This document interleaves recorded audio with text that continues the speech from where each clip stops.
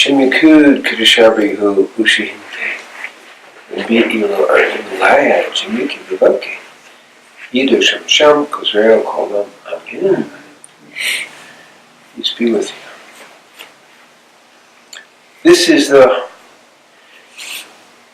first day of Pesach, and Pesach is about the mouth. Pei is mouth, and it actually means speaking your truth. And Pesach starts out really in the sense how all the Torah holidays do. It's in a cycle where there's an influx of light coming down that activates the soul of those who are participating in the ceremony, are participating in the cycles of light. Now, going a little further, that sounds good except for one thing. We have an influx of light, but where is that influx of light coming from?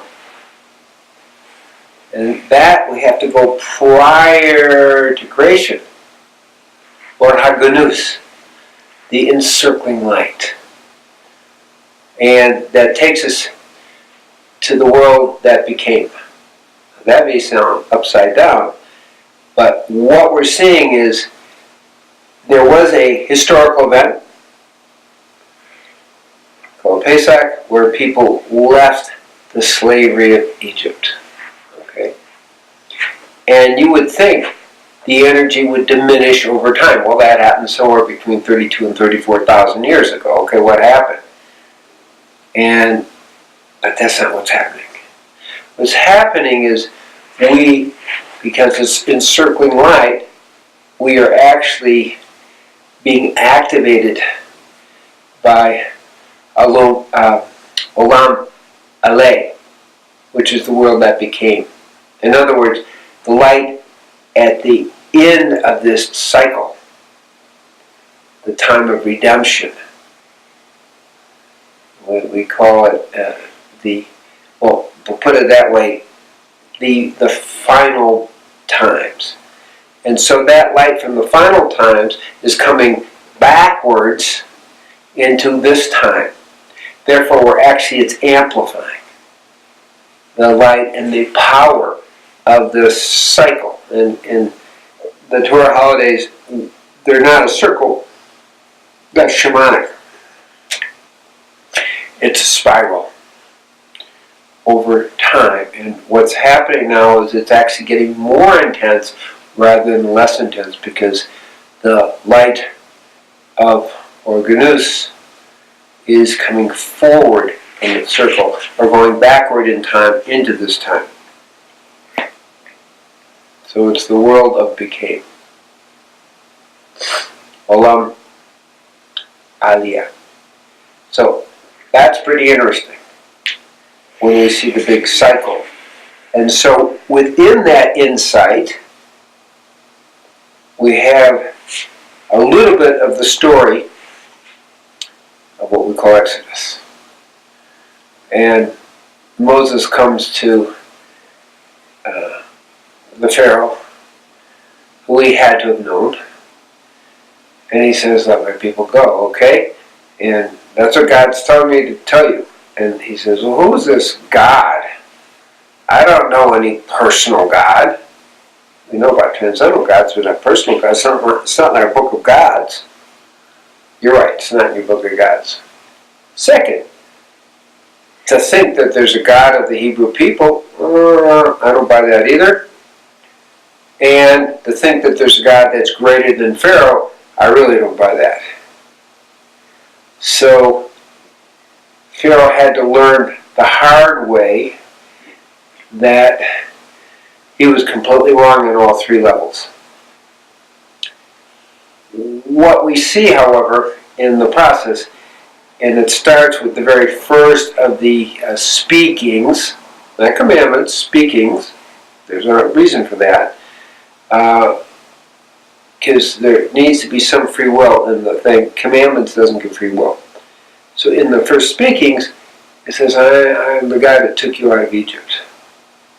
So it's a reminder that this is your God, this is the personal God, and that God overcame everything.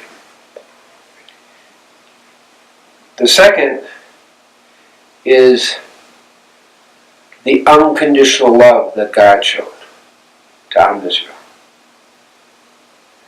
And it goes beyond the laws of karma. It goes beyond the laws of nature. And as we look at the end of time where this takes us, in reality, we begin to understand Amatashikra, the world of illusion. So at the end of this cycle, we will wake up to understand nature is really a creation of the divine and we're not bound by it.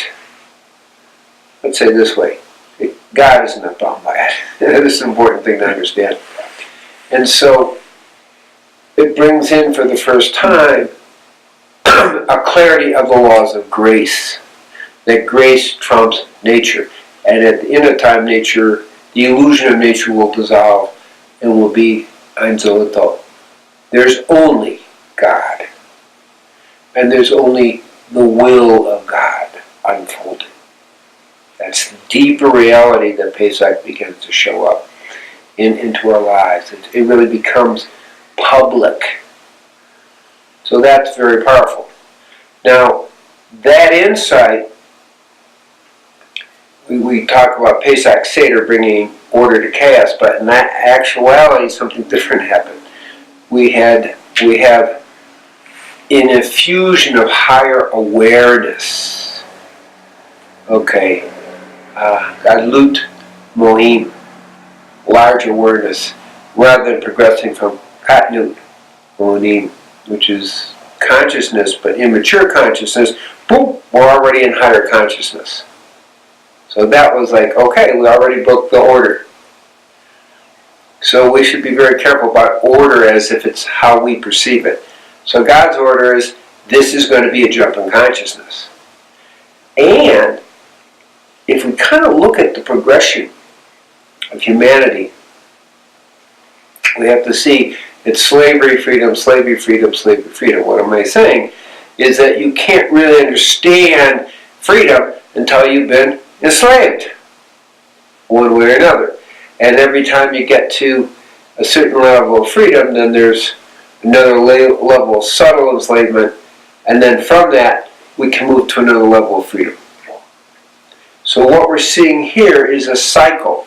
People had to move into a certain level of enslavement to then expand their consciousness.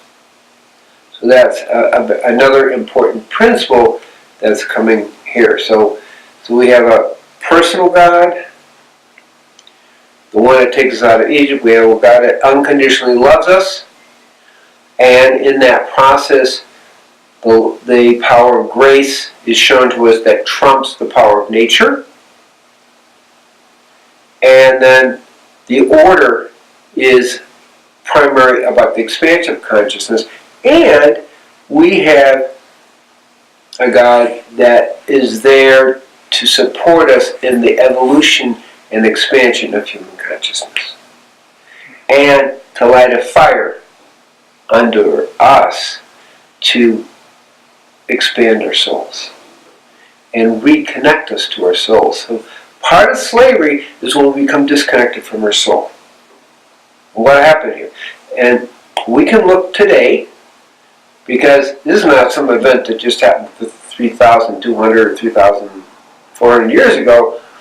What the Pharaoh was doing is he was working people real hard so that it was breaking up the family. At some point they made a decision not to have conjugal sex, and then Moses' older sister Miriam said, no, she admonished her parents, no, that ruins everything.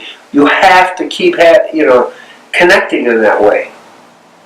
So there was a force to breaking up the family. There's a force to take away and enslave people's consciousness. Okay? And so there was a force to take away free will. And I want to explain freedom here, because freedom, in a classical sense, is the freedom to live your life as you choose without interfering with other people's lives. Now, I don't mean illusory, you've insulted me, or you've done this, you've done that. We're not talking about that kind of freedom. We're really talking about the freedom that Rabbi Akiva faced when they said you couldn't teach the Torah publicly on pain of death. In fact, he was captured and they did kill him. So the point I'm making is, when we talk about freedom, I'm really talking about freedom to actually live your life freely and not have someone else telling you what to do, whether it's by the subtle power of political correctness or by laws that saying you can't teach the Torah, like we had in ancient, the Greco-Syrian oppression with the Maccabees. We're talking that kind of level. And so it's a return to freedom. Now, the final point here, and we understand Pesach, which is the power of word, is the idea of freedom for what?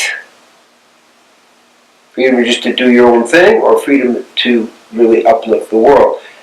Israel has a very specific directive, and that directive is to be a light to the nations. That's a pretty important thing.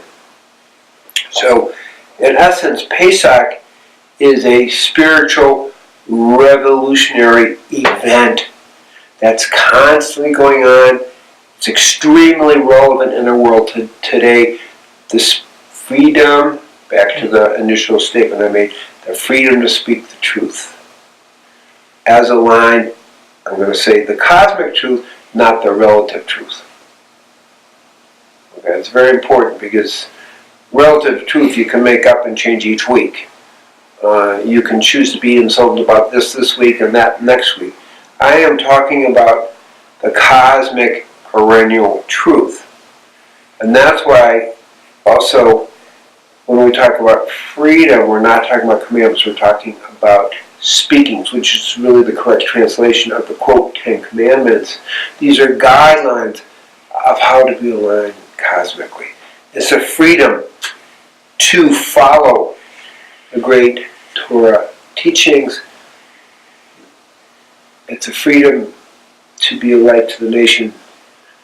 It's a freedom to be free of all oppressive systems that we're always facing. It's just the way humanity tends to be. It won't be ultimately, but it tends to be that since the time of Nimrod, which is wanting to enslave the world. So may everyone be blessed with the power of Pesach into our spirit, into our soul, spirit, energy, and that the flame of freedom and the flame of freedom to bring light to the world becomes an inferno of spirit, of light, love, and expansion of consciousness. Amen. Amen.